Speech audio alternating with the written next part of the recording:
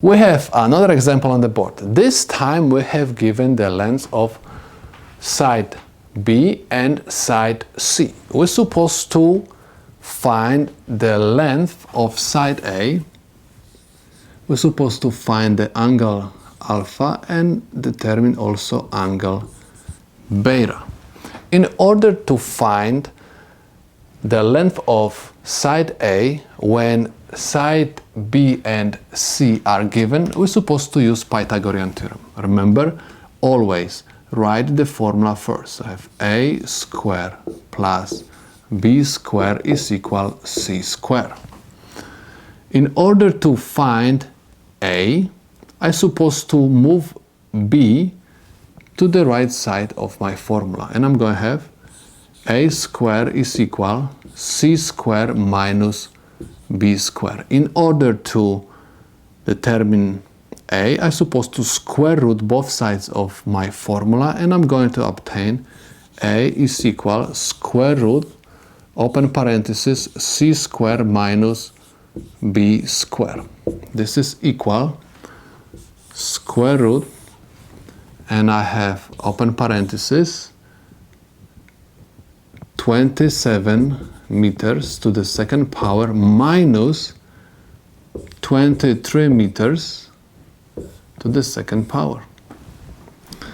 If you are going to plug in these values into the calculator, you're supposed to obtain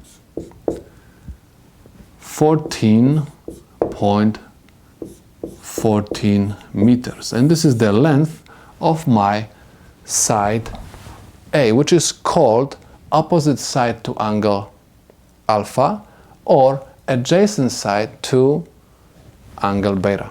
At this moment, we have already all sides of the triangle. Next, we're supposed to find the angles. I'm going to find angle beta first.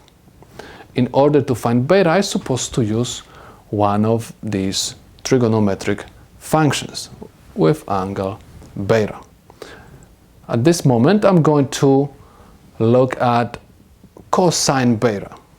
Okay, I'm going to use cosine beta, but remember I can use either one with angle beta. So I have cosine beta is equal A over C. In order to find beta, I'm supposed to find inverse cosine of A over C. I'm going to substitute the variables by numbers, and I'm going to have inverse cosine, and I have A equals 14.14 meters over C, which is equal 27 meters. Meter and meter will cancel out. Plug in this expression into the calculator, and you're supposed to get answer 58.41 degrees. Okay, so this is the angle beta. If you want to find angle alpha, simply subtract from 90 degrees angle beta.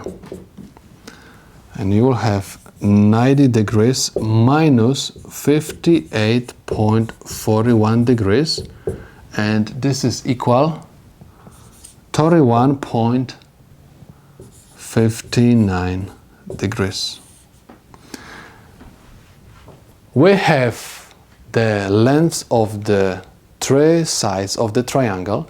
We've found angle beta and alpha, so we can say that the problem is solved.